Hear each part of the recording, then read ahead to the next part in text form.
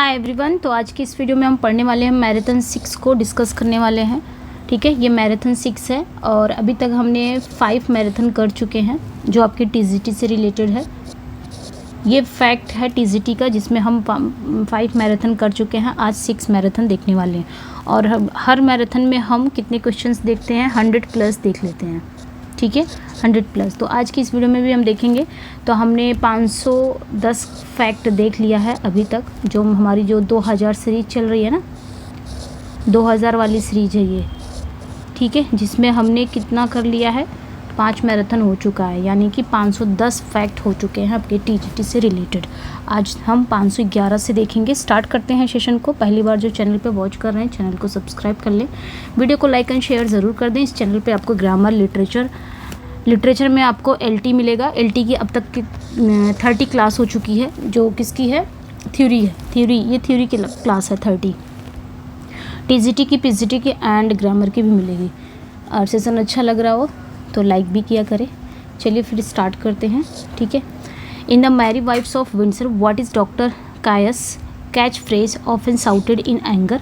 तो यहाँ पे पूछा जा रहा है कि मैरी वाइफ्स विंडसर में जो एक कैरेक्टर है डॉक्टर कायस, वो अक्सर उनका एक कैच फ्रेज है। जब वो गुस्से में होते हैं तो चिल्लाते हैं, और चिल्लाते समय वो एक वर्ड हमेशा बोलते हैं, कैच फायर जिसे कहा जाता है, जिसको हम हिंदी में तकिया कलाम कहते हैं, कुछ इस तरह।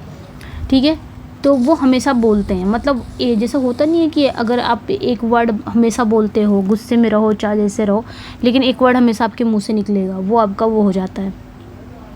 तो ये भी क्या करते थे, एक वर्ड ही बोलते थे गुस्से में। तो विलियम शेक्सपियर का ये मैरी वाइफ्स ऑफ विंडसर में एक कैरेक्टर है डॉक्टर कायस। ये गुस्सैल फ्रांसीसी डॉक्टर है और इनका कैच फ्रेज क्या है, बाय गार है। तो ये जब गुस्से में होते थे ना तो बाय गार कह के बोलते थे। मतलब इनका गुस्से, जब फ्रांसीसी अगर देखा जाए फ्रांसीसी लैंग्वेज में, फ्रेंच लैंग्वेज में देखा जाए तो ये क्या बोलते थे, बाय गॉड बोलते थे। जिस तरह हम बाय गॉड, भगवान कसम, बाय गॉड बार बार हम लोग बोलते नहीं हैं, तो ये भी बाय गार कहते थे। तो ये ध्यान रखना है, कहने का एक तरीका है। जब वो गुस्से में होते थे या बहुत ज़्यादा एक्साइटेड होते थे तब ये कैच फ्रेज का यूज़ करते थे।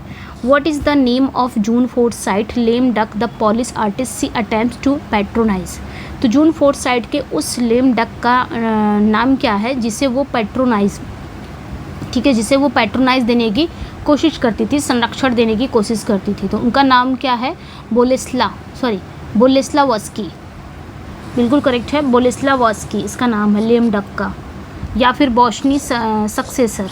ठीक है, ये ध्यान रखना है, यानी कि बॉशनी का उत्तराधिकारी। ओके, यानी कि ये जो प्ले है, ये जो गोल्सवर्दी का फेमस नॉवेल है फोर्साइट सागा से है। जून फोर्साइट एक बहुत ही आदर्शवादी महिला रहती है और इसका मंगेतर क्या रहता है, जून फोर्साइट का मंगेतर रहता है फिलिप बॉसनी।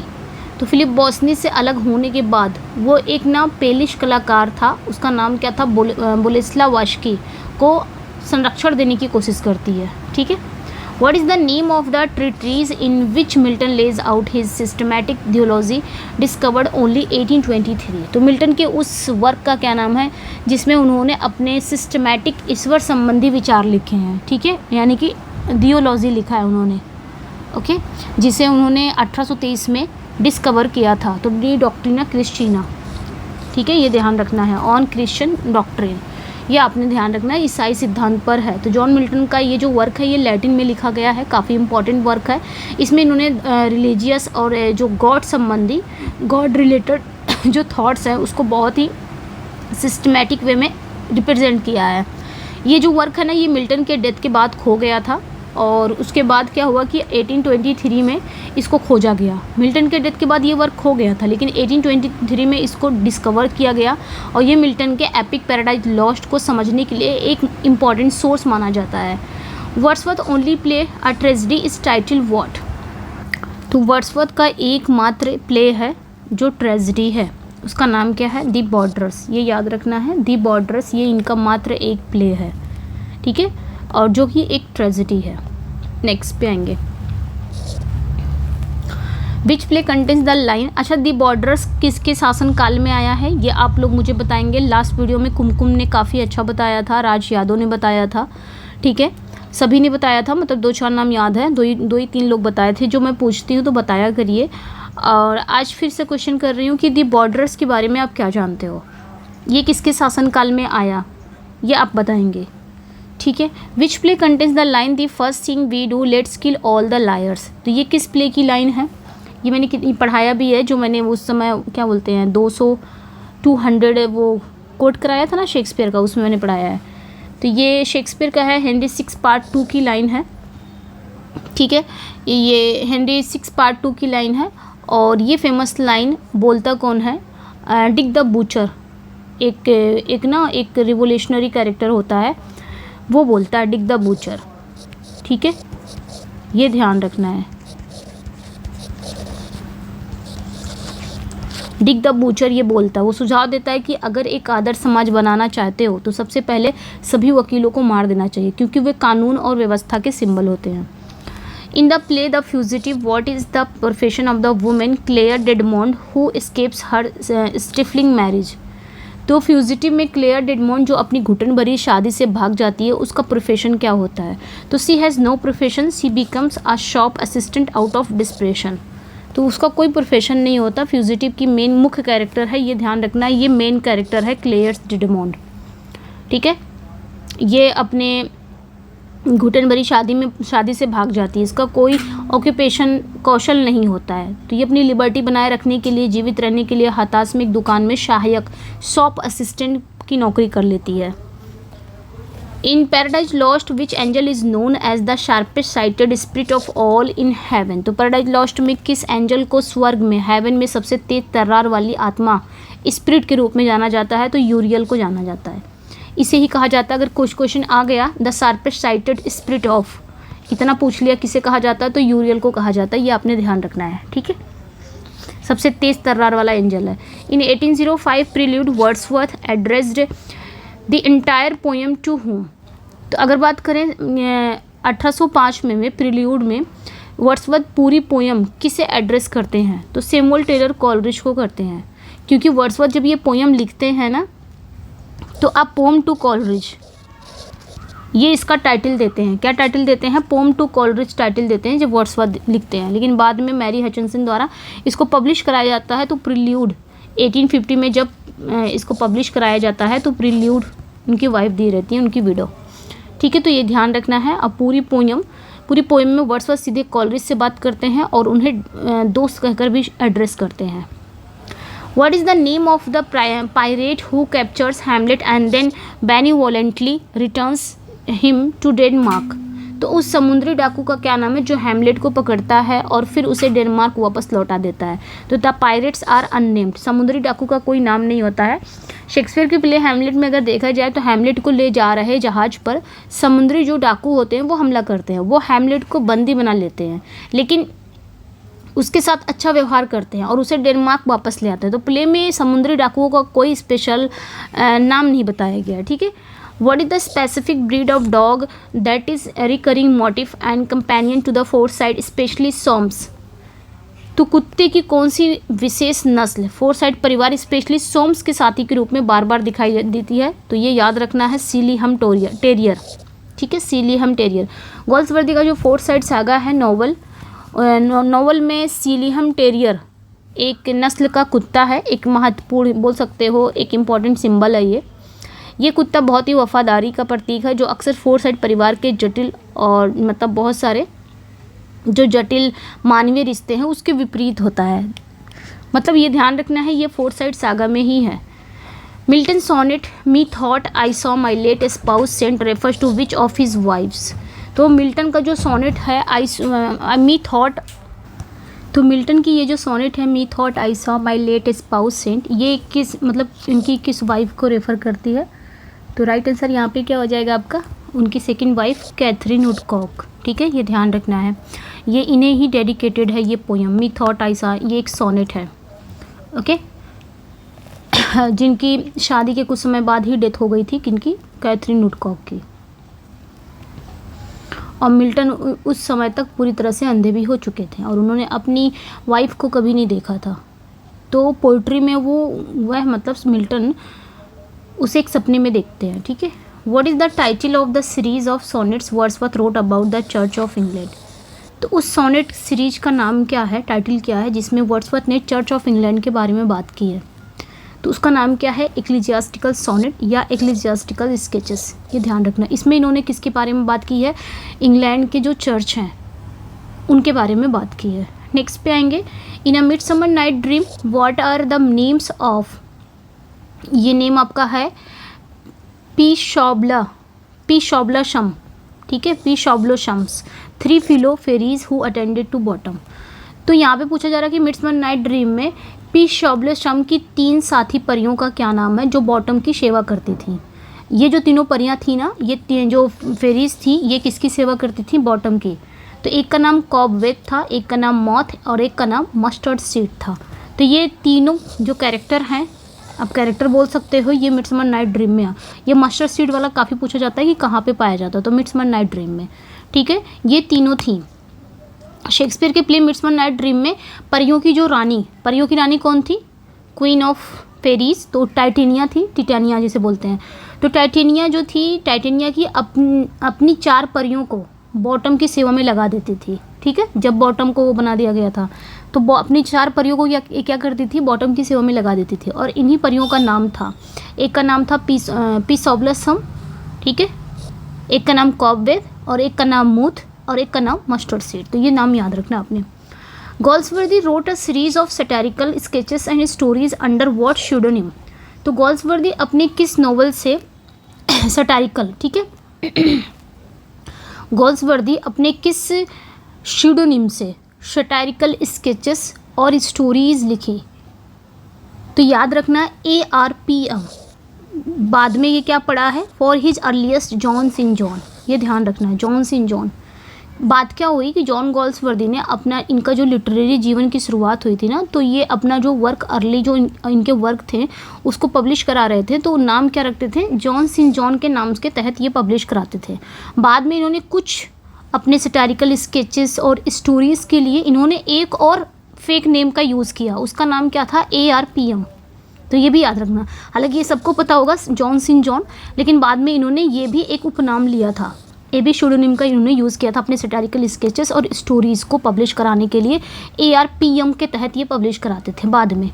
तो इन्होंने 2 स्यूडोनिम का मतलब इस्तेमाल किया है, यूज़ किया है, ठीक है, याद रखना है। In the Nativity Ode what event causes the pagan oracles to fall silent. तो नेटिविटी ओड में किस घटना के कारण, ठीक है, किस इवेंट के कारण जो मूर्ति पूजक है, पैगन ओरेकल्स यानी कि मूर्ति पूजक भविष्यवक्ता चुप हो जाते हैं?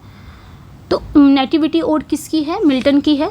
द बर्थ ऑफ क्राइस्ट या इन्फेंट गॉड, जॉन मिल्टन की ये पोएम है। On the morning of Christ nativity, यही तो नाम है, वो एक ओड है। जीसस क्राइस्ट के जन्म के समय दुनिया भर के सभी पेगन जो थे, पेगन मतलब जो मूर्ति पूजक होते हैं या देवता या उनके ओरेकल्स यानी कि भविष्यवक्ता, ये सारे लोग शक्तिहीन हो गए थे और चुप हो गए थे। In the poem anecdote for fathers what is the superficial reason to boy gives for preferring life के लाइव इन लिस्विन फॉर्म। तो ये बताना है यहाँ पे लिस्विन फॉर्म। एक पोएम है एनेक्डोट फॉर फादर्स में जो लड़का है वो लिस्विन फॉर्म की तुलना में किल्वे को पसंद करने का सही कारण बताता है। तो ये किस में है? मैं सबसे पहले बता दे रही हूँ, ये किसका है? The absence of with weather rock at the लिस्विन।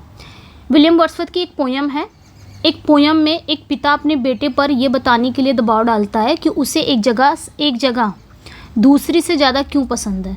Last में बच्चा एक रीज़न बताता है, एक सुपरफिशियल रीज़न बताता है कि किल्वे में एक वेदर कॉक है और लिस्विन में नहीं है, ठीक है। तो ये ध्यान रखना है। ये इनकी पोएम एनेक्डोट फॉर फादर्स में, ये इनकी पोएम है वर्ड्सवर्थ की, इसमें ये बातें होती हैं, ये कहानी चलती रहती हैं। नेक्स्ट पे आएंगे, what is the name of the bear in the Winter's Tale as identify in a famous 1611 stage direction annotation by Simon Forman. तो यहाँ पे पूछा जा रहा है कि विंटर्स टेल में उस बियर का क्या नाम है, जैसे कि साइमन फोरमैन द्वारा 1611 के एक फेमस स्टेज डायरेक्शन एनोटेशन में पहचाना गया था। तो प्ले में तो बियर का कोई नाम ही नहीं है ना, प्ले में या टेक्स्ट में बियर का कहीं पे भी नाम नहीं है, यही है ना।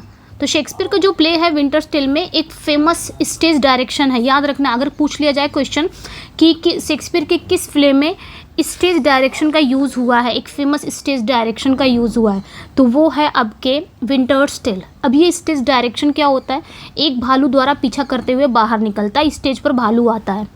हाँ, ऑल्दो क्या होता है, साइमन फोरमैन ने उस भालू का उल्लेख किया है, मेंशन किया था, लेकिन उन्होंने या शेक्सपियर ने प्ले में उसे कोई नाम नहीं दिया। ठीक है।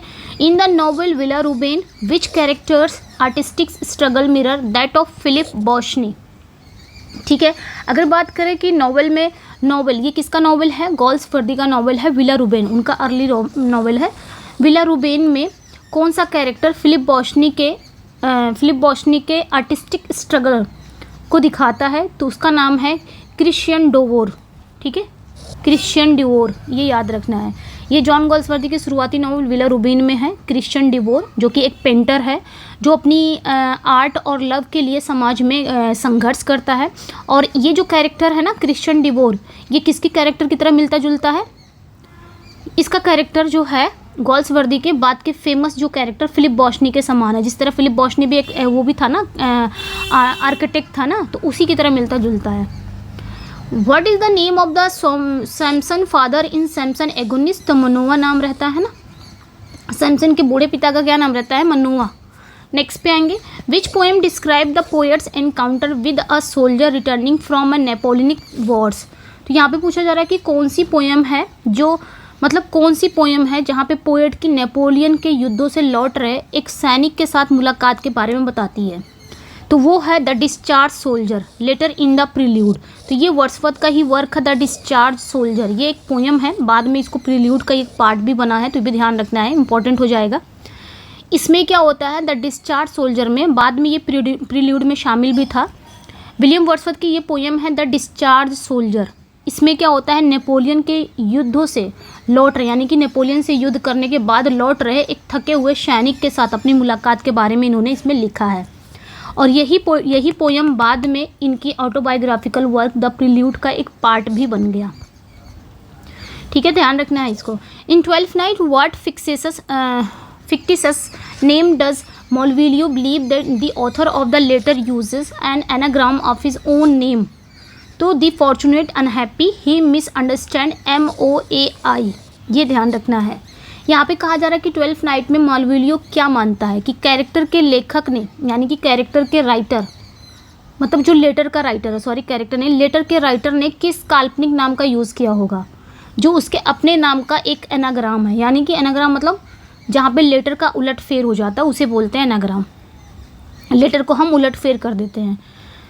तो शेक्सपियर का ये प्ले 12th नाइट में मालवोलियो को ना एक फॉल्स लेटर मिलता है, फॉल्स लव लेटर मिलता है। उसे लगता है कि उसकी मालकिन कौन रहती है, ओलिविया।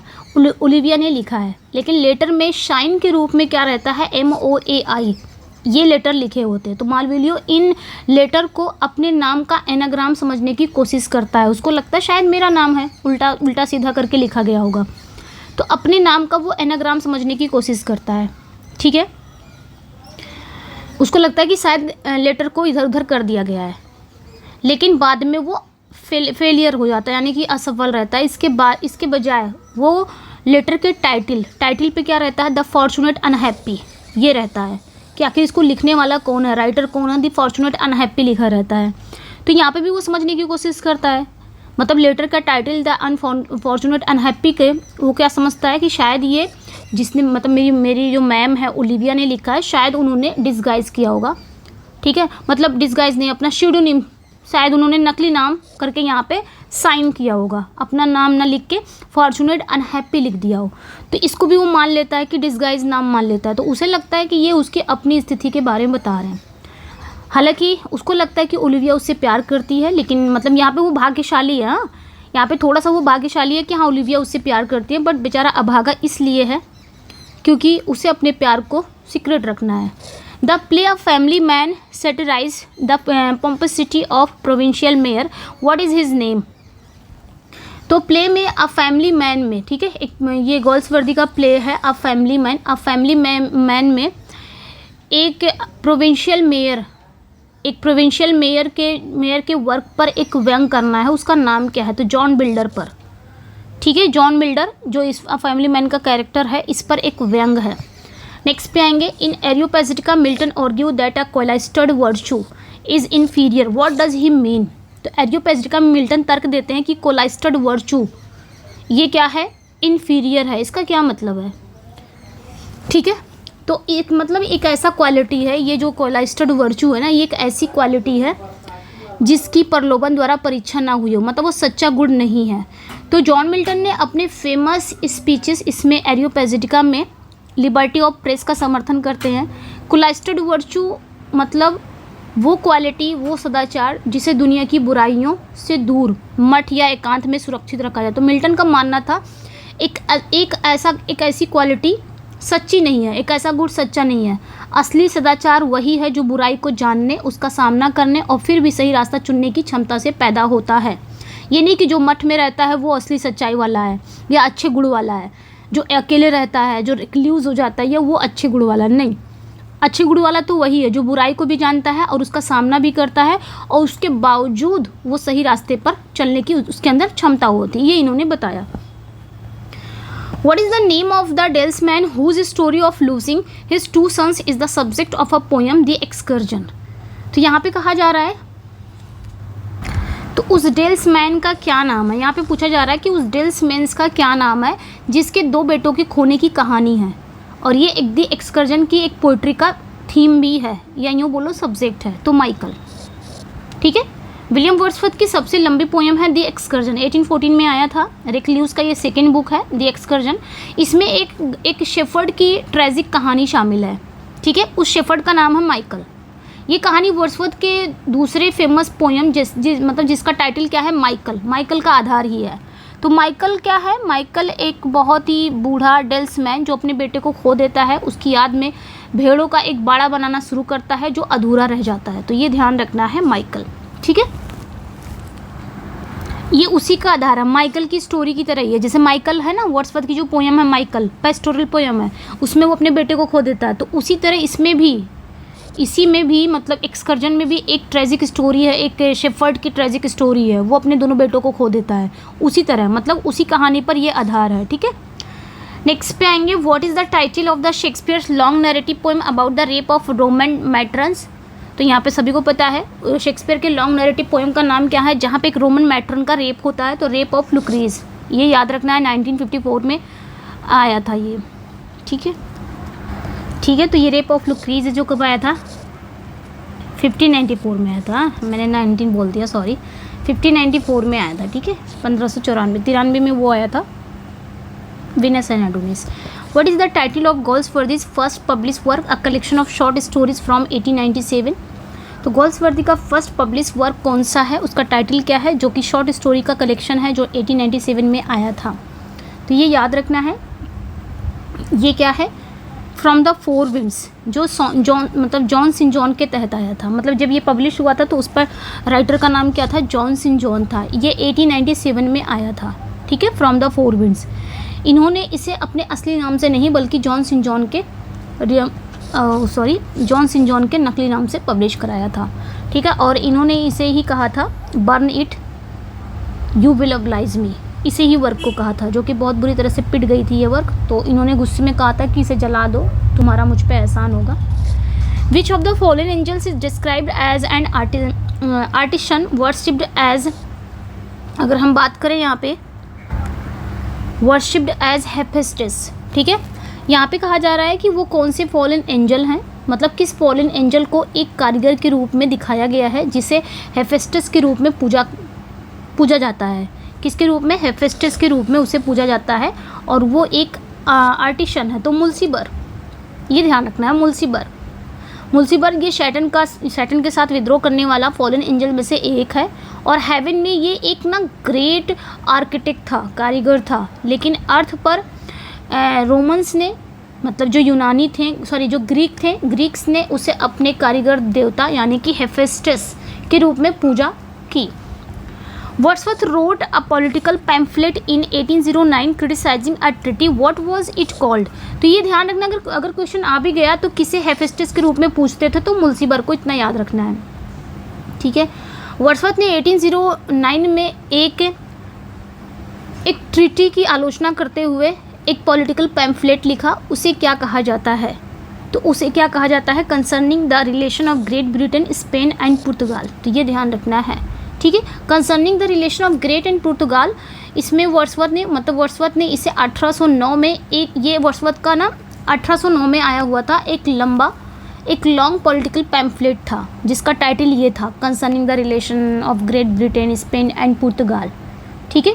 तो इन्होंने इस पे कन्वेंशन ऑफ सिंट्रा नाम की एक ट्रीटी की कड़ी आलोचना की थी, जिससे वे नेपोलियन के खिलाफ युद्ध में एक पॉलिटिकल विफलता मानते थे, ठीक है। In Henry Fourth part 2, what is the name of the ancient barely coherent justice of the peace Falstaff old companion, ठीक है। तो यहाँ पे क्या कहा जा रहा है कि हेनरी फोर्थ पार्ट 2 में उस मुश्किल से सुसंगत बोलने वाले शांति के न्यायाधीश फालिस्टाफ के पुराने साथी का क्या नाम है, ठीक है। वही पूछा, हेनरी पार्ट 2 में उस ancient barely coherent justice of the peace, उसका नाम क्या है? इसका साथी था फालिस्टाफ का, ये बहुत ही एंशियंट था, बेयरली कोहेरेंट, ठीक है, जस्टिस ऑफ द पीस। तो उसका नाम क्या था? Justice Shallow. ये ध्यान रखना, हेनरी फोर्थ पार्ट 2 में जस्टिस सैलो एक बूढ़ा, एक सन की रूलर न्यायाधीश है, आप यूँ बोलो कि जस्टिस है। वो फालिस्टाफ का पुराना परिचित भी है और लगातार अपनी जवानी के दिनों के डींगे भी हाँकता रहता है, तो कुछ इस तरह, ठीक है। In Caravan Galsworthy groups his short stories into pairs of what contrasting themes. तो कारवां में ये गोल्सवर्दी का कलेक्शन है, शॉर्ट स्टोरीज का कलेक्शन है कारवां, जैसे वो है नहीं फ्रॉम द फोर विंड्स, वो भी शॉर्ट स्टोरीज का कलेक्शन है जिसमें 9 स्टोरीज आती हैं, ये भी आपका शॉर्ट स्टोरी का कलेक्शन ही है। तो कारवां में गोल्सवर्दी अपनी शॉर्ट स्टोरीज के किन 2 अपोजिट विषयों को जोड़े हैं? तो stories of England life and foreign life, ठीक है। कारवां जो है ये गोल्सवर्दी की शॉर्ट स्टोरीज का एक कलेक्शन है, इसमें इन्होंने कहानियों को एक जोड़े में अरेंजमेंट्स किया है, यानी कि पेयर में, यानी कि हर पेयर एक कहानी इंग्लिश लाइफ पर सेंटर्ड है और दूसरी फॉरेन लाइफ पर सेंटर्ड है, जिससे एक इंटरेस्ट कॉन्ट्राडिक्ट देखने को मिलता है, ठीक है। तो इसमें इन्होंने इंग्लिश लाइफ के बारे में भी बताया है, फॉरेन लाइफ के बारे में बताया, जोड़े में स्टोरीज है, ठीक है। मिल्टन्स का Epitaphium Damonis is a pastoral elegy written in which language, किस लैंग्वेज में लिखा गया है? तो लैटिन में लिखा गया है, ये ध्यान रखना है। एपिटैफियम डेमोनीज जॉन मिल्टन द्वारा लिखा गया है, किसके लिए लिखा गया था? इनके सबसे करीबी दोस्त थे चार्ल्स डिओडटी, इनके सबसे करीबी दोस्त थे, उनका नाम क्या था? चार्ल्स डिओडटी। इनके लिए इन्होंने लिखा था, ठीक है, चार्ल्स डिओडटी की डेथ पर लिखा था, जो कि एक पेस्टोरल एलिजी ये भी है, ये भी ध्यान रखना है, ये एक पेस्टोरल एलिजी है, ठीक है, और जो कि किस में लिखी गई है? लैटिन में लिखी गई है, ओके। तो ये मिल्टन ने ये पोयम इंग्लिश में नहीं बल्कि लैटिन लैंग्वेज में लिखी थी। In Peter Bell what creature rebukes the cruel protagonist. तो पीटर बेल में कौन सा वो क्रिएचर है जो बहुत ही क्रूर नायक को धिक्कारता है, क्रूर प्रोटैगनिस्ट को धिक्कारता है? तो वो कैरेक्टर कौन सा है? अगर आपने पढ़ा होगा तो ये एस है, यानी कि डंकी। पीटर बेल किसकी है? पीटर बेल वर्ड्सवर्थ की है। पीटर बेल द थर्ड किसकी है? पीबी शेली की है। तो उसमें इन्होंने मतलब पीटर बेल में क्या है कि पीटर बेल में जो पीटर है वो बहुत ही हार्श है, और कहानी में एक स्टोरी में क्या होता है कि एक ऐस जो होता है, यानी कि एक गधा अपने डेड मालिक के शव के पास वफादारी से खड़ा रहता है। गधे का ये मौन समर्पण दुख पीटर के हृदय को बहुत ज़्यादा दुख देता है और समझ लो कि परिवर्तन ले आता है, अगर आपने पढ़ा होगा। In the Tempest what were the names of the Caliban's mother and father. Tempest में कैलिबन की माँ और पिता का क्या नाम थे? तो माँ का नाम ही हमने पढ़ा है ना, तो पिता के नाम भी जान लेते हैं। माँ का नाम हम सभी को पता है साइकोरेक्स, जो कि एक विच थी, एक दुष्ट चुड़ैल थी। लेकिन कैलिबन अक्सर सेटेबोस नाम का एक गॉड है, उसका मेंशन करता रहता है, उल्लेख करता रहता है हमेशा। सेटेबोस नाम का एक देवता है जिसे वो अपनी माँ के ईश्वर और पॉसिबल हो सकता है अपने पिता मानता हो। तो सेटेबोस, ये याद रखना है। ऐसा मतलब प्ले में बताया तो नहीं गया कि हाँ उसका कोई फादर है, लेकिन हाँ ऐसा कहा जाता है। कुछ स्कॉलर्स का मानना है कि वो एक अपनी माँ का एक ईश्वर है, या पॉसिबल हो सकता है उसके पिता है। एक देवता सेटेबोस नाम का एक देवता है, उसका उल्लेख करता रहता है। What is the name of the American art collector rival to Soames Forsyte. तो सोम्सफोर्ड साइट के जो अमेरिकन कलेक्टर राइवल हैं उनका क्या नाम है? तो फ्रांसिस बेलमोंट, ठीक है। नेक्स्ट पे आएंगे, in Paradise Lost what astronomical models does Raphael discusses with Adam. तो ये इंपॉर्टेंट हो जाएगा, पैराडाइज लॉस्ट में राफेल एडम के साथ किन एस्ट्रोनॉमिकल मॉडल्स पर चर्चा करता है, तो टॉलेमिक और कोपरनिकस, ठीक है। मिल्टन के पैराडाइज लॉस्ट में क्या होता है कि राफेल जो होता है वो एडम को यूनिवर्स के बारे में बताता है, ब्रह्मांड के बारे में बताता है। बताते समय दो इम्पॉर्टेंट या यूँ बोलो कि दो फेमस एस्ट्रोनॉमिकल मॉडल्स के बारे में बताता है, ठीक है। एक का नाम रहता है, एक का नाम क्या रहता है, एक का नाम रहता है टॉलेमिक मॉडल, ठीक है। एक का नाम टॉलेमिक मॉडल रहता है जिसमें अर्थ का केंद्र माना जाता है, ठीक है, जिसमें पृथ्वी को केंद्र माना जाता है। और एक का नाम रहता है कोपरनिकन मॉडल जिसमें सन को यानी कि सूर्य को केंद्र माना जाता है। तो इसके बारे में बताता है कौन, राफेल, जब एडम को वो ब्रह्मांड के बारे में बताता है, ब्रह्मांड के समय के बारे में बताता है, तो ये दोनों चीज़ें बताता है। What is the name of the long philosophical poem which excursion is a part, तो रिक्ल्यूज, ये ध्यान रखना है, ठीक है। उस लंबी फिलोसफिकल पोएम का क्या नाम है जिसका द एक्सकर्जन एक पार्ट है, तो एक्सकर्जन देखिए वर्ड्सवर्थ को लिखना था द रिक्ल्यूज, एक लंबी पोएम थी, एक लंबी फिलोसफिकल पोएम थी, बट वर्ड्सवर्थ इसको लिख नहीं पाए और इनका इरादा था कि इसको इंट्रोडक्शन एज ए इंट्रोडक्शन के तौर पे वो इनको किसको लिखना था, प्रील्यूड को, कि प्रील्यूड क्या बन जाएगी, इसकी प्रस्तावना बन जाएगी, इंट्रोडक्शन के रूप में ये हो जाएगा। बट इन्होंने सिर्फ प्रील्यूड लिखा, एक्सकर्जन लिख पाए, ठीक है। लेकिन ये थर्ड बुक कभी आई ही नहीं, ये बुक नहीं है, ये बस इंट्रोडक्शन के तौर पे इसको रखा जाता था। एक्सकर्जन इनकी सेकंड बुक है, रिक्ल्यूज की सेकंड बुक है,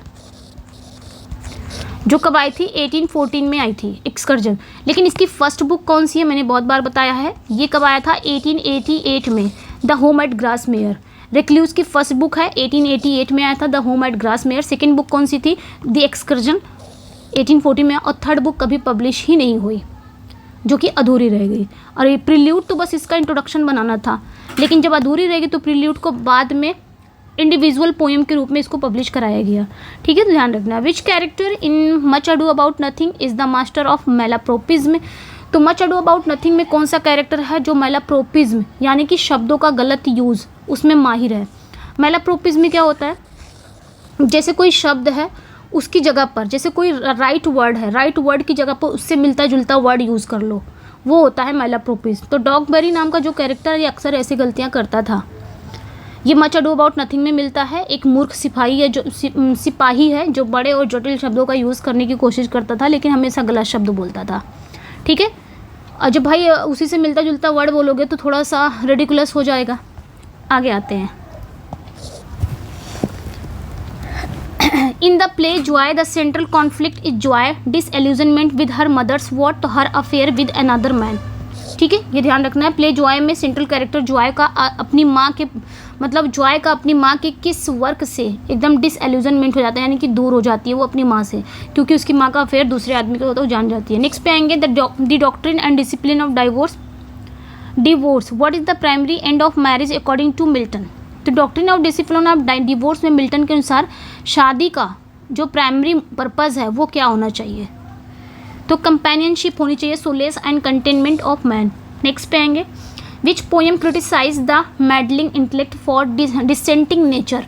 यहाँ पे कहा जा रहा है कि कौन सी पोएम है, वो कौन सी पोएम है, ठीक है, जो मैडलिंग इंटेलेक्ट फॉर डिसकनेक्टिंग नेचर, ठीक है, करने के लिए आलोचना करती है। तो टेबल टर्न कौन सी पोएम है, टेबल टर्न। टेबल टर्न में क्या होता है, विलियम वर्ड्सवर्थ की पोएम है ये टेबल टर्न।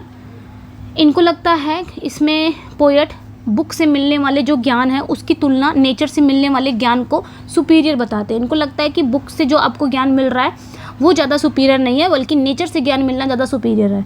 तो वह क्या करते हैं, मैडलिंग इंटेलेक्ट की आलोचना करते हैं, यानी कि हस्तक्षेप जिसको बोलते हैं, हस्तक्षेप करने वाली बुद्धि, इसकी आलोचना करते हैं, जो चीज़ों को एनालिसिस करके उनके रियलिटी यानी कि रियल ब्यूटी को नष्ट कर देती है। तो इनका कहना था कि भाई ये बुक क्या है, ये सिर्फ क्या करती है, हस्तक्षेप करती है, कुछ मिलने वाला नहीं है इससे, बल्कि आपको सीखना है तो नेचर से सीखो। तो ये इंपॉर्टेंट हो जाएगा, ठीक है। In Troilus and Cressida who is described as अ,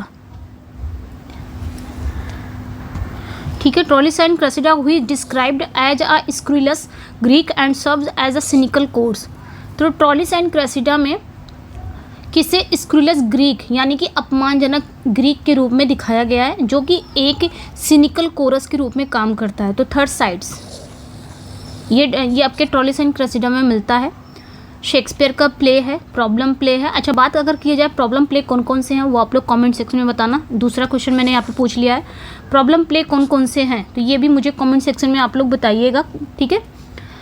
तो इसमें क्या होता है, ये भी एक ट्रॉलिस एंड क्रेसिडा एक प्रॉब्लम प्ले है। इसमें जो थर्साइटिस है वो बहुत बदजुबान है, बहुत ही क्रूप है, यानी कि बहुत ही अगली है, एंड सिनिकल कोरस के रूप में, मतलब सिनिकल एक ग्रीक शैनी है। वो लगातार युद्ध और जैसे कि प्रोटागनिस्ट जैसे कि एक्लीज और एक्सेस का, उनके प्रेम का मजाक उड़ाता है, ठीक है। तो इसकी जो भाषा है बहुत ज़्यादा कड़वी है या अपमानजनक होती है, इसलिए इसे स्क्रूलेस ग्रीक कहा जाता है, ठीक है। वह प्ले में एक तरह का क्या होता है, सिनिकल कोरस की भूमिका निभाता है, जो घटनाओं पर क्या करता है, अपनी कड़वी टिप्पणी करता रहता है। तो ये ध्यान रखना है, अगर पूछ लिया जाए स्क्रूलेस ग्रीक किसे कहा गया है, तो इन्हें ही कहा गया है, इन महाशय को। Which novel of the Forsyte Chronicles addressed, एक मिनट, Which novel of the Forsyte Chronicles addresses the 1926 general strike. तो द फोरसाइट क्रॉनिकल्स का कौन सा नावल 1926 की आम हड़ताल को एड्रेस करता है, द सिल्वर स्पून, ठीक है, ये ध्यान रखना है। ये जो द सिल्वर स्पून है ना, ये मॉडर्न कॉमेडी का ही पार्ट है, ओके। और 1920 के दशक में क्या हुआ था, इंग्लैंड का जो सामाजिक और राजनीतिक माहौल को दिखाता है, यानी कि उस समय का जो सामाजिक और राजनीतिक माहौल था उस चीज़ को ये दिखा रहा है, ठीक है। और इस नावल में बैकग्राउंड अगर देखा जाए तो 1926 में जो हड़ताल हुई थी, जनरल स्ट्राइक, और इसके जो कैरेक्टर हैं इसके जीवन पर उस हड़ताल और उस क्लास के प्रभाव को दिखाया गया है, मतलब वो चीज़ें दिखाई गई हैं इसमें। Who is the lady of Milton mask commerce, तो लेडी का नाम क्या रहता है मिल्टन के मास्क में, तो एलिस एगर्टन, उस लेडी का नाम क्या रहता है, Alice Egerton. The character is unnamed in the Masque, ये ध्यान रखना है, मास्क में कैरेक्टर का नाम नहीं है, द लेडी करके बुलाया गया है। द लेडी क्या कहा गया है, द लेडी, आपने पढ़ा होगा मास्क, तो द लेडी करके ही बुलाया गया। जिस तरह आप देख सकते हो मैकबेथ में मैकबेथ की वाइफ का कोई नाम नहीं है, सिर्फ लेडी मैकबेथ, उसी तरह इसमें भी मास्क में जो लेडी है उसको द लेडी कहके, लेकिन ये नाम याद रखना, एलिस एगर्टन, ठीक है। नाम क्या है, एलिस एगर्टन। इसकी जो मेन महिला कैरेक्टर है जिससे केवल द लेडी कहा जाता था, ठीक है, लेकिन उसका नाम क्या था, एलिस एगर्टन। ये कौन थी, ये ध्यान रखना है, ये जो रोल निभाने वाली ये अर्ल ऑफ ब्रिजवाटर की बेटी थी, जिनका नाम था एलिस एगर्टन। इन्होंने इस द लेडी का कैरेक्टर मतलब द लेडी का रोल निभाया था। नेक्स्ट पे आएंगे, in Alice Fell what object does the speaker replace for the poor child. तो एलिस फेल में जो स्पीकर है वो गरीब बच्ची के लिए किस ऑब्जेक्ट को बदल देता है, तो उसका जो क्लॉक है, हर क्लॉक, उसका जो लबादा है, उसका जो कपड़ा है वो। तो विलियम वर्ड्सवर्थ की एक पोएम है एलिस फेल, ठीक है, और पॉवर्टी। एलिस फेल इसका पूरा नाम है, यहाँ पे लिख दे रही हूँ, एलिस फेल, ठीक है, एलिस फेल आर, या फिर आप पॉवर्टी बोल सकते हो, पॉवर्टी, ठीक है, एलिस फेल या फिर पॉवर्टी, ये ध्यान रखना है। ये एक सच्ची घटना पर आधारित है, ये विलियम वर्ड्सवर्थ की पोएम है। इसमें एक गरीब अनाथ लड़की है जिसका एकमात्र फटा हुआ क्लॉक है, एक गाड़ी के पहिए में फंसकर और भी फट जाता है। क्लॉक मतलब लबादा जो होता है। तो कभी जो पोएम का जो स्पीकर है यानी कि वर्ड्सवर्थ को उस पर दया आ जाती है और उसे एक नया यानी कि सुंदर क्लॉक खरीद कर देता है, कुछ इस तरह। What is the name of the, ठीक है, what is the name of the executioner in Measure for Measure who hesitates to kill Claudio. तो यहाँ पे मेजर फॉर मेजर में एक्सिक्यूशनर मतलब क्या होता है, हत्यारा या जल्लाद आप बोल सकते हो। जल्लाद जो होते हैं, अरे जो मारते होते हैं, नहीं फांसी वगैरह देते हैं, या हत्यारा बोल सकते हो, हत्यारा, जल्लाद ज़्यादा सही होगा, एक्सिक्यूशनर। यहाँ पे पूछा जा रहा है कि मेजर फॉर मेजर में उस जल्लाद का क्या नाम है जो क्लॉडियो को मारने में झिझकता है, तो उसे एबहॉर्शन कहते हैं, ठीक है, एबहॉर्शन। ये एक जल्लाद रहता है, इसका नाम एबहॉर, ठीक है, एबहॉर मतलब क्या होता है, घृणा, उसी से आता है ना। तो ये ध्यान रखना, ये जो कैरेक्टर है ये आपका इसी में आता है, मेजर फॉर मेजर में। What specific painting does Soames fail to acquire later bought by young Jolyon. तो सोम्स किस पेंटिंग मतलब किस स्पेसिफिक पेंटिंग को हासिल करने में फेल रहता है, विफल रहता है, जिसे बाद में यंग जूलियन खरीद लेता है। तो Degas, a Degas painting of a women in a bath, ठीक है, ये ध्यान रखना है। मतलब डेगॉस की एक पेंटिंग जिसमें एक वुमेन बात कर रही है, जिसको सोमस खरीदना चाहता था लेकिन फेल हो जाता, नहीं खरीद पाता, लेकिन बाद में यंग जूलियन खरीद लेता है और जो आयरन से शादी भी कर लेता है बाद में। इन Paradise lost Saturn travels through a chaotic region between hello and earth, what is it called? तो इसे क्योस बोलते हैं। क्या बोलते हैं? क्योस। तो पैराडाइज लॉस्ट में शैटन जो है वो हेल एंड अर्थ के बीच एक क्योस क्षेत्र की यात्रा करता है, उसे क्या कहा जाता है? तो क्योस ही कहा जाता है। नेक्स्ट पे आएंगे, what flower symbolize unassuming beauty in Wordsworth 2-part poem. तो वर्ड्सवर्थ की 2 भाग वाली पोयम में कौन सा फूल सादे ब्यूटी का सिंबल है? तो एक स्मॉल सेलेंडाइन, ठीक है, स्मॉल सेलेंडाइन, ठीक है, ये ध्यान रखना है। तो वर्ड्सवर्थ की अगर देखा जाए, विलियम वर्ड्सवर्थ ने एक मतलब स्मॉल सेलेंडाइन फूल, एक विलियम वर्ड्सवर्थ ने छोटे सेलेंडाइन फूल पर 2 पोइट्री लिखी है, ठीक है, जिसका नाम है टू स्मॉल सेलेंडाइन। मतलब ये उनके लिए ये जो फूल है ना बहुत ही टेंडर है, बहुत ही सरल है, दिखावे से रहित, यानी कि ब्यूटी का प्रतीक है। वे कहते हैं कि इस साधारण फूल में भी एक गहरा आनंद है, सुंदरता है। Which of Shakespeare's plays is a collaboration with John Fletcher. तो शेक्सपियर का कौन सा प्ले है जो जॉन फ्लेचर के साथ एक कोलैब है? तो 2 Noble Kinsmen and Henry VIII, ये दोनों प्ले ना जॉन फ्लेचर के द्वारा ही उन्होंने लिखा है, ठीक है, ये ध्यान रखना है। और कई स्कॉलर्स का मानना है कि हेनरी VIII भी दोनों ने मिलकर लिखा है, तो ये भी ध्यान रखना, हेनरी VIII, कई स्कॉलर्स का मानना है। चलिए आगे चलते हैं। In the Mob Stephen Moore loses everything for opposing which war. तो द मॉब में स्टेफन मूर जो है वो किस युद्ध का विरोध करने के लिए सब कुछ खो देता है? तो बोवर वार, जो बोवर युद्ध है उसका। जॉन गॉल्सवर्दी का प्ले है द मॉब, उसमें जो हीरो है, जो प्रोटैगनिस्ट है, उसका नाम क्या है? स्टेफन मूर नाम है। ये एक क्या रहता है? एक राजनेता होता है जो एक छोटे देश के खिलाफ अपने देश द्वारा छेड़े गए एक युद्ध का विरोध करता है। ऑल्दो क्या होता है प्ले में, ये जो वॉर होता है इस वॉर को क्लियर रूप से नाम नहीं लिया गया है, ये बोवर वॉर का एक क्या है? मेटाफर है, ठीक है। नेक्स्ट पे आएंगे, what is the title of the Milton's brief history of England. तो मिल्टन की इंग्लैंड का एक ब्रीफ हिस्ट्री का टाइटल क्या है? द हिस्ट्री ऑफ ब्रिटेन, जो कि अनफिनिश्ड है ये मिल्टन का वर्क, ठीक है, the history of Britain. John Milton ने इंग्लैंड का एक प्रोज हिस्ट्री लिखा था जिसका टाइटल क्या रखा था? The history of Britain. ये जो वर्क है ना, ये ब्रिटेन के जो शुरुआती पौराणिक कथाओं से लेकर 1066 में नॉर्मन विजय तक के पूरे इतिहास को कवर करता है, द हिस्ट्री ऑफ ब्रिटेन, ठीक है। What was the Matthew in Wordsworth Matthew poems. तो वर्ड्सवर्थ की मैथ्यू पोएम में मैथ्यू कौन है? तो उनकी पुरानी स्कूल एक टीचर विलियम टेलर पर आधारित है, ठीक है। अगर हम बात करें, वर्ड्सवर्थ ने मैथ्यू पोएम्स नाम की पोइट्री की एक सीरीज लिखी है। इसमें मैथ्यू कौन है? बहुत ही आप बोल सकते हो बहुत ही, तो वर्ड्सवर्थ ने जो ये लिखा है ना मैथ्यू, ये एक सीरीज है इनकी, वर्ड्सवर्थ की मैथ्यू पोएम्स नाम की एक पोइट्री की सीरीज है। इसमें इन्होंने जो मैथ्यू है बहुत ही जीनियल पर्सन है, हंसमुख है और अपने गहरे विचारों वाला एक बूढ़ा स्कूल टीचर है। तो ये जो कैरेक्टर है वर्ड्सवर्थ के अपने बचपन के स्कूल टीचर विलियम टेलर पर आधारित माना जाता है, जिन्हें वो बहुत पसंद करते थे, ठीक है। नेक्स्ट पे आएंगे, in Richard Second what symbolic act does Richard perform with mirror. तो he smash it symbolizing the shattering of kingship. तो ये हमने पढ़ा था, मैंने बताया था रिचर्ड सेकंड में रिचर्ड का जो मतलब एक मिरर के साथ कौन सा सिंबॉलिक काम होता है, तो वो उस मिरर को तोड़ देता है। इसका मतलब मिरर को तोड़ना मतलब अपना सिंहासन छोड़ना। What is the name of the sanatorium where Irene stays after leaving Soames. तो उस सैनिटोरियम का क्या नाम है जहाँ आयरीन सोम्स को छोड़ने के बाद रहती है? तो ये क्लियर रूप से नाम नहीं दिया गया है, वो विदेश चली जाती है ना, फॉर एग्जाम्पल हिडलबर्ग। तो ये ध्यान रखना है। In Paradise Regained what city does Satan show Jesus from the mountain top. तो पैराडाइज रीगेन में सैटन जो है वो जीसस को पर्वत की चोटी से कौन सा शहर दिखाता है?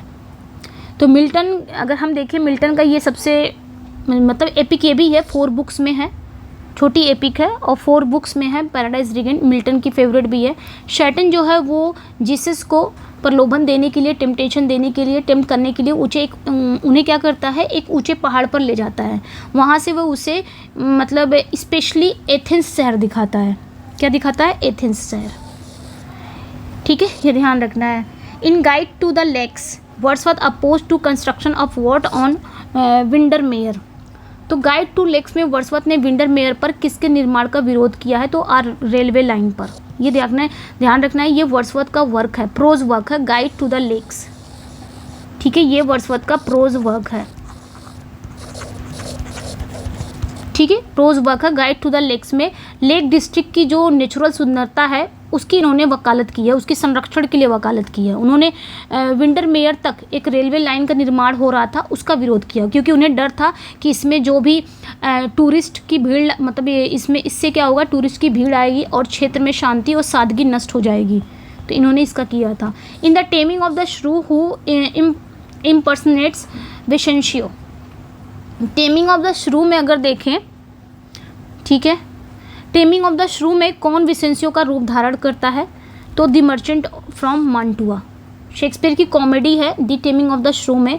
ल्यूसेंसिये के जो उसके अटेंडेंट होते हैं ना, ल्यूसेंसिये के जो सेवक होते हैं, ट्रानियों की एक योजना के तहत क्या होता है कि किसी को ल्यूसेंसिये के पिता यानी कि वेसेंसियो के रूप में दिखाना रहता है। तो वो मांटुआ से आए एक मर्चेंट फ्रॉम मांटुआ, यानी कि मांटुआ से आए एक व्यापारी को वेसेंसियो होने का नाटक करने के लिए मना लेता है।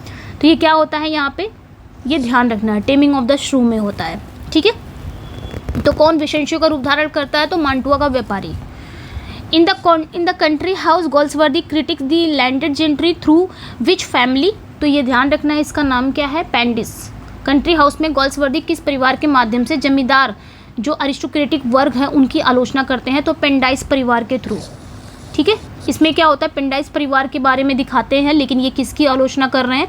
जो उस समय का अरिस्टोक्रेटिक वर्ग था, जो जमींदार लोग थे, उनकी आलोचना कर रहे हैं ये सब दिखा के। ठीक है, which prose work of Milton attacks Irish Catholics after the 1641 rebellion. तो मिल्टन का कौन सा वर्क है जो 1641 के विद्रोह के बाद आयरिश कैथोलिक पर हमला करती है?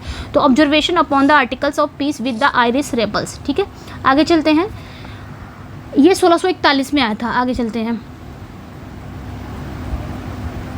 मतलब 1641 में क्या हुआ था, आयरलैंड में विद्रोह हुआ था और उस विद्रोह के बाद मिल्टन ने एक प्रोज वर्क लिखा जिसका टाइटल यही था, Observation upon the Articles of, ये ध्यान रखना है, which Wordsworth poem mourns the death of his brother John lost at sea. तो कौन सी वर्ड्सवर्थ की वो पोएम है, उनके भाई जॉन की डेथ पर शोक मनाती है जो सी में खो गए थे। तो वो कौन सी थी? Elegiac Stanzas. ठीक है, suggested by picture of Peele Castle, ये ध्यान रखना है। ठीक है, नेक्स्ट पे आएंगे, in Coriolanus what are the names of the two tribunes who conspire against him. तो कोरियोलेनस में वो दोनों, मतलब उन दोनों ट्रिब्यूनल का नाम क्या है जो उनके खिलाफ साजिश रचते हैं? कोरियोलेनस में उन दोनों ट्रिब्यून्स का नाम क्या है जो उसके खिलाफ क्या रखते हैं? साजिश रचते हैं। तो ये याद रखना है, सिसिनियस वेलुटस और जूनियस ब्रूटस कोरियोलेनस में। ठीक है, तो ये शेक्सपियर की रोमन ट्रेजेडी कोरियोलेनस में क्या होता है, सिसिनियस जो होते हैं, सिसिनियस वोलुटस, और एक का नाम रहता है जूनियस ब्रूटस। ये दोनों क्या रहते हैं? ट्रिब्यून्स रहते हैं जो रोम की आम जनता के रिप्रेजेंट करते हैं। ठीक है, ये दोनों, तो इन दोनों को ये लोग क्या करते हैं? ठीक है, ये साजिश रचते हैं। ठीक है, ध्यान रखना है, मतलब ये लोग क्या करते हैं, जनता को उसके खिलाफ भड़काते हैं और इवेंचुअली उसे रोम से बाहर कर देते हैं, कोरियोलेनस को। What is the name of the social club where Forsyte men gentle? तो कोनोसर्स क्लब, या फिर इसे आप बोल सकते हो जैकबसन।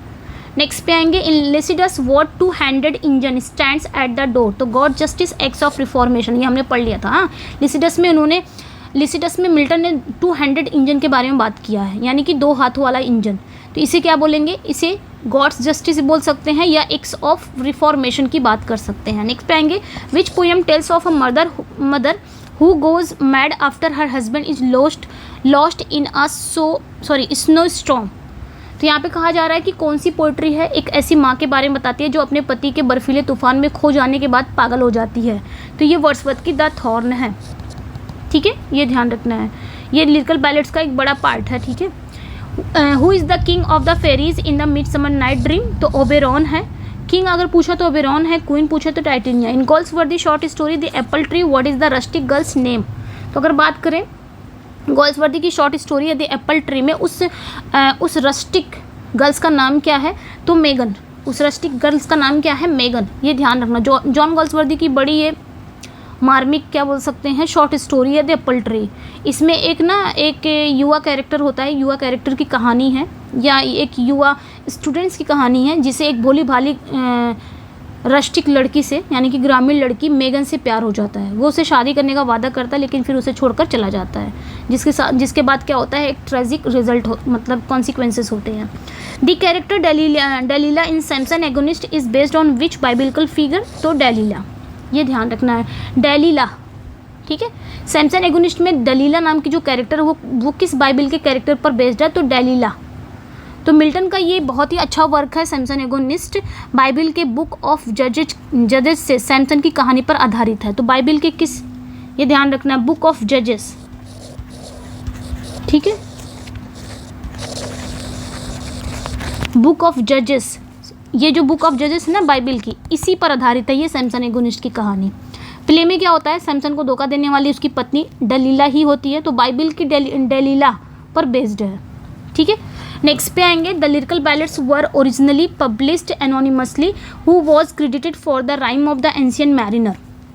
लिरिकल बैलेट्स जो है अगर देखा जाए ओरिजिनली पब्लिश्ड एनोनिमसली हुआ था, यानी कि जब ये 1798 में लिरिकल बैलेट्स आया, जब पब्लिश हुआ तो उस समय किसी का नाम नहीं था, ना ही कॉलरिज का ना ही वर्ड्सवर्थ का, ठीक है, ये गुम नाम था। बाद का जब एडिशन आया 1800 का एडिशन जो आया लिरिकल बैलेट्स पे, उस पर सिर्फ वर्ड्सवर्थ का नाम था, ठीक है। 1798 जब लिरिकल बैलेट्स का पहला एडिशन आया तो ये क्या था, उस पर किसी भी राइटर का नाम नहीं था, गुम नाम था। बाद के एडिशन में सैमुअल टेलर कॉलरिज को उनकी लंबी poetry the rhyme of ancient mariner के राइटर के रूप में श्रेय दिया गया, जबकि कलेक्शन में वर्ड्सवर्थ का योगदान शुरू में ही गुमनाम रहा था, ठीक है। तो शुरू में किसी का नाम नहीं था, ये ध्यान रखना है। बाद में कॉलरिज का भी नाम पड़ा लेकिन वर्ड्सवर्थ रिमेन्ड एनोनिमस। शुरुआत में वर्ड्सवर्थ का नाम जो था वो गुमनाम रहा, लेकिन बाद में कॉलरिज को भी जोड़ा गया। तो ये ध्यान रखना 1798 में जब ये पब्लिश हुआ था किसी मतलब ये गुमनाम तरीके से पब्लिश हुआ था, उस पर किसी का नाम नहीं था, ठीक है।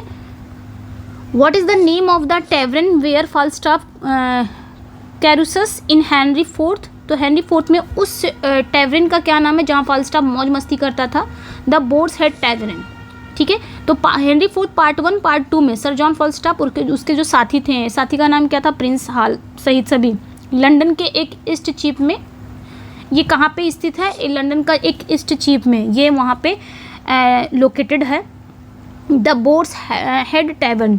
इसमें लोग शराब पीते थे, मौज मस्ती करते थे। Galsworthy oppose the use of what kind of naval weapon.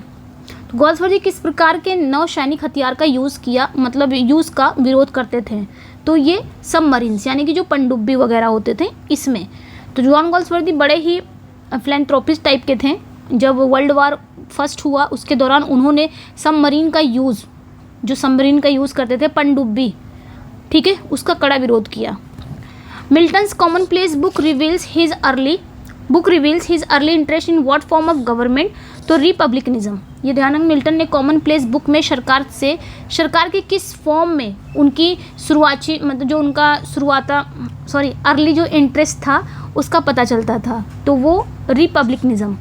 यानी कि जॉन मिल्टन का कॉमनप्लेस बुक एक नोटबुक थी, ये जॉन मिल्टन की ही थी कॉमनप्लेस बुक, ये एक नोटबुक थी, ठीक है, जिसमें इन्होंने अपने विचार के और अपने जो इनके थॉट्स हैं, जो इनके कोटेशन थे वो लिखते थे इस नोटबुक में।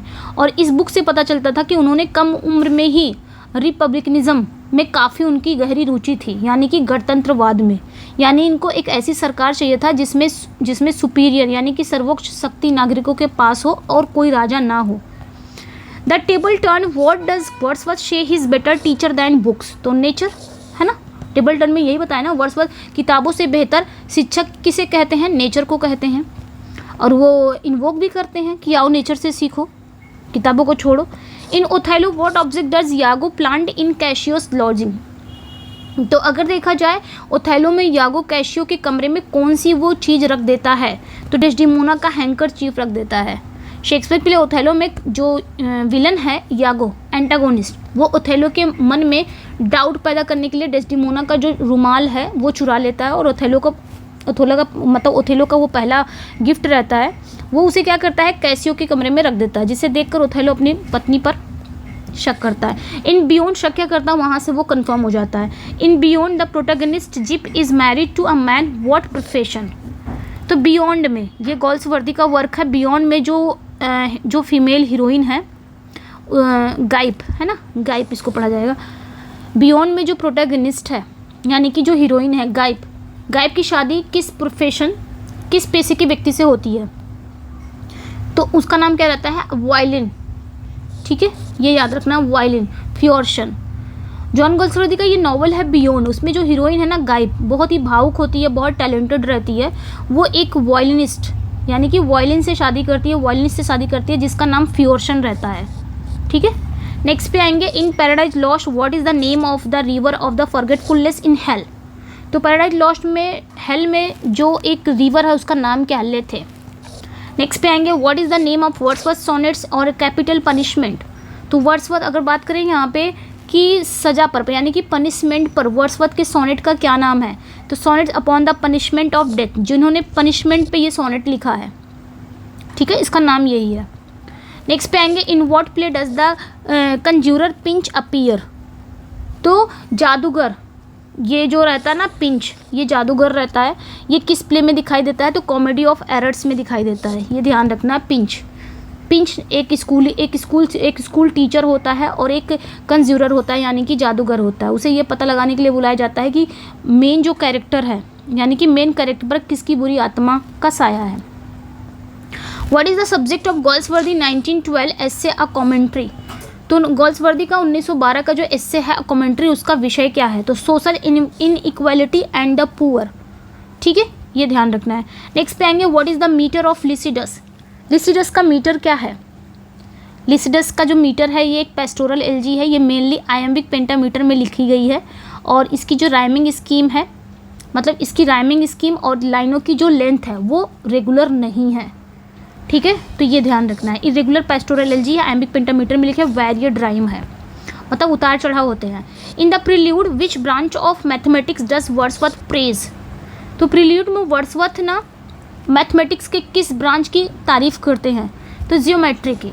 ठीक है, वर्ड्सवर्थ अपने प्रील्यूड में कैम्ब्रिज जब वो कैम्ब्रिज वाला सेक्शन जब बताते हैं, जब वो कैम्ब्रिज में थे, अपने कैम्ब्रिज में जब वो थे यूनिवर्सिटी वाले दिन याद करते हैं, तो वो ज्योमेट्री के लिए काफ़ी, मतलब ज्योमेट्री जो सब्जेक्ट है इनका, मतलब मैथमेटिक्स का जो पार्ट है उसकी काफ़ी गहरी तारीफ करते थे।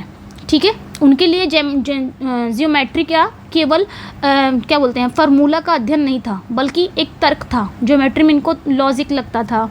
ठीक है, इसलिए तारीफ करते थे, इनको काफ़ी सही लगता होगा। Which play feature the character Posthumus Leonatus. तो सिम्बलिन, किस प्ले में पोस्थुमस लियोनार्टस नाम का कैरेक्टर आता है, तो सिम्बलिन। नेक्स्ट पे आएंगे। In Maid in Waiting Dinny Cherrell tries to save her brother from what accusation. तो ये याद रखना है, मैन स्लॉटर। तो मेड इन वेटिंग में जो डिन्नी चेरल है वो अपने भाई को किस आरोप से बचाने की कोशिश करती है, तो मैन स्लॉटर से बचाने की कोशिश करती है। ठीक है, तो ये ध्यान रखना। ये जो आपका मेड इन वेटिंग है ना, ये कहाँ पे आता है मेड इन वेटिंग, ये जो गोल्सवर्दी का थर्ड ट्रायलॉजी है ना, एंड ऑफ द चैप्टर में, उसमें 3 ही नॉवल है ना, उसी की बात है। तो वहाँ वो जो तीनों नॉवल है ना वो चेरल फैमिली के बारे में बताता है, यानी कि वो जो 4 साइड से हट कर कहानी किस पे आ जाती है, चेरल फैमिली पे आ जाती है। तो चेरल फैमिली की स्टोरी वहाँ पे बताई जाती है। तो डिन्नी चेरल उसकी मेड इन वेटिंग की क्या है, हीरोइन है। ठीक है, अपने भाई ह्यूबर्ट, इसके भाई का नाम क्या रहता है, ये ध्यान रखना है, ह्यूबर्ट को बचाने के लिए कॉन्फ्लिक्ट करती है बहुत ज़्यादा। What is the subject of the Milton's poem on the morning of Christ nativity. तो इसका सब्जेक्ट क्या है, the incarnation of Christ and silencing of pagan gods. ठीक है, नेक्स्ट पे आएंगे। Who is the Highland girl in Wordsworth poem. तो Wordsworth की पोएम में हाईलैंड गर्ल कौन है, एक युवा लड़की है जिससे वह और ड्रोथी लॉच लुमोंड में मिले थे। ठीक है, a young girl he and Dorothy met at Loch Lomond. ये ध्यान रखना है। वर्ड्सवर्थ की पोएम है टू हाईलैंड गर्ल। ठीक है, ठीक है, तो वर्ड्सवर्थ की पोएम थी एक टू अ हाईलैंड गर्ल। ठीक है, ये पोएम है टू अ हाईलैंड गर्ल, ये इनकी पोएम है। और स्कॉटलैंड के हाईलैंड्स में उनके द्वारा देखी गई एक लड़की से प्रेरित है। अपनी बहन ड्रोथी के साथ वो स्कॉटलैंड की यात्रा के दौरान वो लोच लोमोंड के किनारे एक युवा लड़की से मिलते हैं। उसकी सादगी, उसकी सुंदरता ठीक है, ये सारी चीज़ें बताते हैं। इन लव स्लेवर Lost what is the name of the constable, तो लव स्लेवर लॉस्ट में उस कांस्टेबल का नाम क्या है, ठीक है। लव स्लेवर लॉस्ट में ये कॉमेडी है, उस कांस्टेबल का नाम क्या है, डल। डल एक कांस्टेबल है, उसका नाम ही उसके कैरेक्टर को दिखाता है, बहुत ही धीमा है, बहुत ही उबाऊ है, कम बुद्धिमान है। जिस तरह कम बुद्धिमान वैसे उसका नाम भी है डल, ठीक है। नेक्स्ट पे आएंगे, इन द रूफ गोल्सवर्दी का वर्क है। Galsworthy stage simultaneous event in what establishment, The Roof में गोल्सवर्दी किस साइमल्टेनियस इवेंट्स, ठीक है, इवेंट्स में एक साथ होने वाली घटनाओं को स्टेज करते हैं। अ होटल ऑन फायर, ये ध्यान रखना है, ठीक है।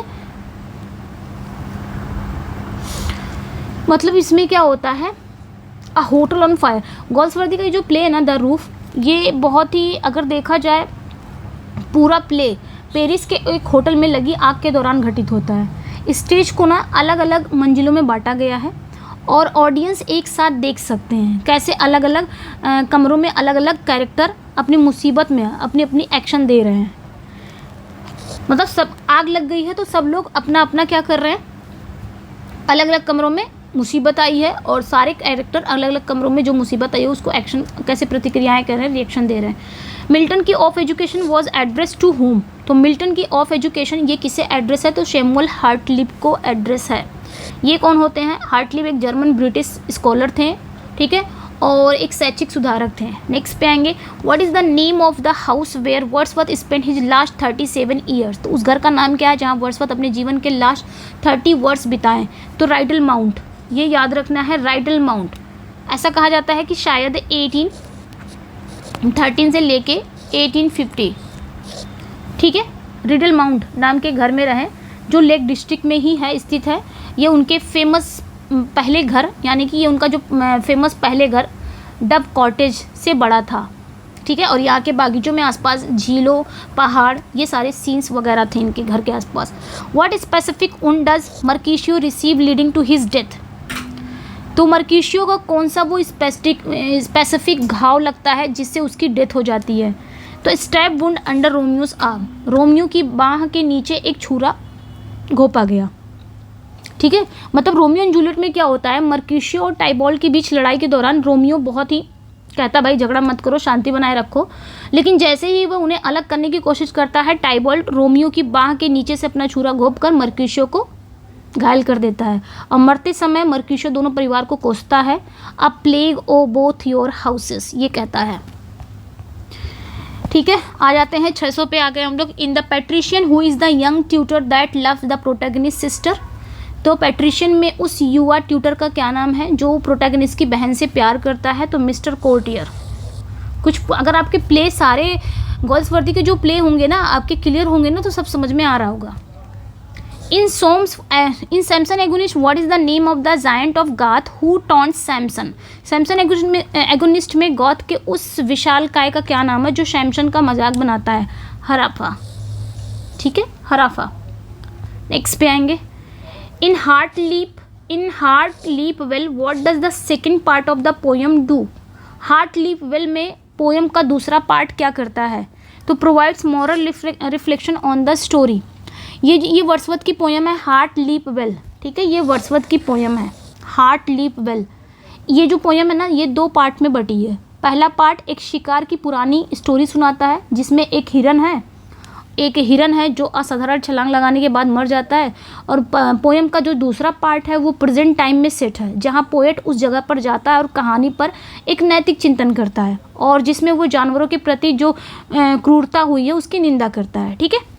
In The Taming of the Shrew how does Petruchio assert dominance on the journey home, तो टेमिंग ऑफ द श्रू में पेट्रोचियो घर की यात्रा पर अपना जो असर्ट्स है वो कैसे स्थापित करता है, अब वो बोलते हैं ना प्रभुत्व या अपना अधिकार, तो केट को खंडन करके, ठीक है, by contradicting Kate calling the sun the moon, Kate को खंडन यानी कि सन को चंद्रमा कहकर। इस कॉमेडी में पेट्रुचियो क्या करता है, अपनी पत्नी केट यानी कि जो कैथरीना है, कैथरीना को ही केट कहा गया है, तो केट की विद्रोही भावना को वश में करने के लिए अलग अलग साइकोलॉजिकल तरकीबें अपनाता है। घर लौटते समय वो जानबूझकर दिन के उजाले में सूर्य को चंद्रमा कहता है और उससे कहलवाता भी है। कहता है दिन है तो दिन, मतलब रात रहेगी बोलेगा दिन है, तो उसको भी बुलवाएगा, बोलो दिन है। तो इस तरह की हरकतें करता है और तब तक आगे बढ़ने से इनकार कर देता है जब तक कि केट सहमत ना हो जाए। केट कहेगी यानी कि कैथरीना कहेगी रात है, तो ये कहेगा रात नहीं है, बोलो दिन है, मुझे तो दिन लग रहा है दिन है, और ये दिन ही बोलेगा जब तक केट यानी कि केट नहीं मान जाएगी। हाँ, केट भी बोलेगी हाँ दिन है, भले ही रात रहेगी।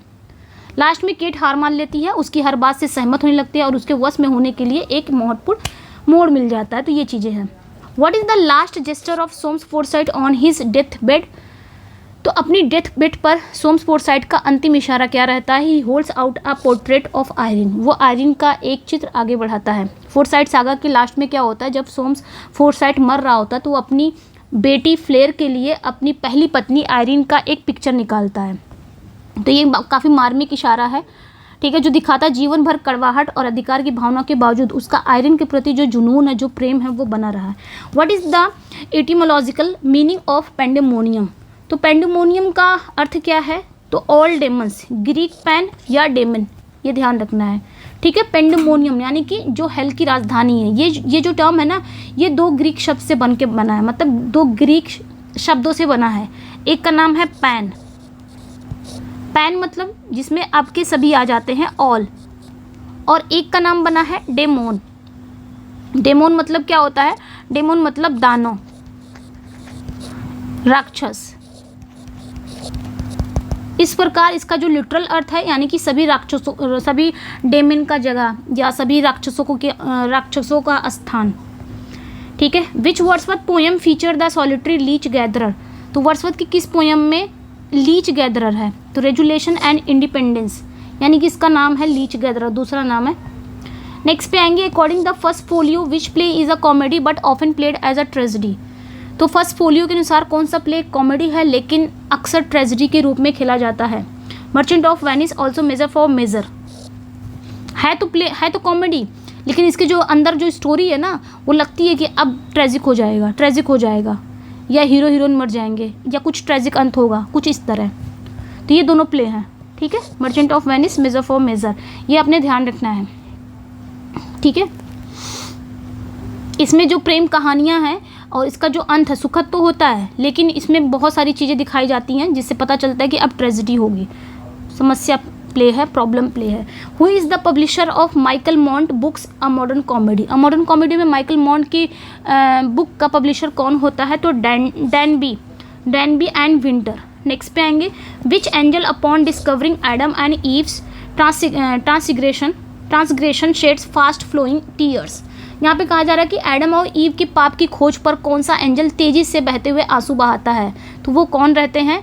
तो यहाँ पे याद रखना है कोई एक विशेष एंजल नहीं है, यानी कि हेवन को रोता हुआ दिखाया गया है, ना कि किसी पर्टिकुलर किसी एंजल को, ठीक है, ये ध्यान रखना है। कोई ऐसा लगता है कि जब वो लोग बाहर निकलते तो हेवन रो रहा है, लेकिन ऐसा किसी ने कोई एंजल ही रो रहा हो, नहीं, ऐसा कुछ नहीं है। यानी कि पैराडाइज लॉस्ट में जब एडम और ईव वो फॉरबिडन फ्रूट खा लेते तो मिल्टन किसी एक एंजल के रोने के बारे में नहीं बताते हैं, इसके बजाय वो लिखते हैं कि नेचर और जो हेवन है वो शोक मना रहे हैं, आसमान उदास हो गया है, गड़गड़ाहट के साथ कुछ उदास बूंदें, ये सारी चीज़ें होती हैं, ठीक है। यानी कि सृष्टि नाराज हो गई है, वो शोक मना रही है। In his essay Reply to, अगली बात करेंगे methods. What quality does Wordsworth say is most important for the young? तो अपना इनका एक एस्से है रिप्लाई टू मेथड्स में वर्ड्सवर्थ यूथ के लिए कौन सी क्वालिटी सबसे इंपॉर्टेंट बताते हैं? तो ये भी वर्ड्सवर्थ का वर्क है रिप्लाई टू मेथड्स। इसमें इन्होंने यूथ के लिए कौन सी क्वालिटी को सबसे इंपॉर्टेंट बताया है? तो रेवरेंस, श्रद्धा। वर्ड्सवर्थ इस एस्से में क्या बताते हैं? वर्ड्सवर्थ कहते हैं कि जो युवा पीढ़ी को सलाह देते हैं वो तर्क देते हैं कि युवाओं के लिए सबसे इंपॉर्टेंट क्वालिटी क्या है? रेवरेंस है, यानी कि श्रद्धा। इसका मतलब ये हुआ कि अगर आप एनालिसिस करते हो या क्रिटिसिज्म करते हो मानसिकता के बजाय नेचर का मतलब नेचर हो गया या पवित्र चीज़ें हो गई, उसके प्रति आपको गहरा सम्मान और आश्चर्य का भावना रखना चाहिए। तो यहीं पे एंड करते हैं, ये था। बाकी मिलते हैं हम 6-11 से नेक्स्ट वीडियो में। कैसा लगा। थोड़ा सा मैं अब इसमें ऐड क्या करूँगी, लाइनें वगैरह ऐड करूँगी। पहले हम ये देख लेते हैं, फिर लाइनें वाइनें तो ऐड करते रहेंगे, ठीक है। तो कैसा लगा अपना फीडबैक ज़रूर दीजिएगा। मिलते हैं नेक्स्ट वीडियो में। Thank you for watching, bye bye. और फीडबैक, लाइक, शेयर, सब्सक्राइब सब करिएगा। Bye bye.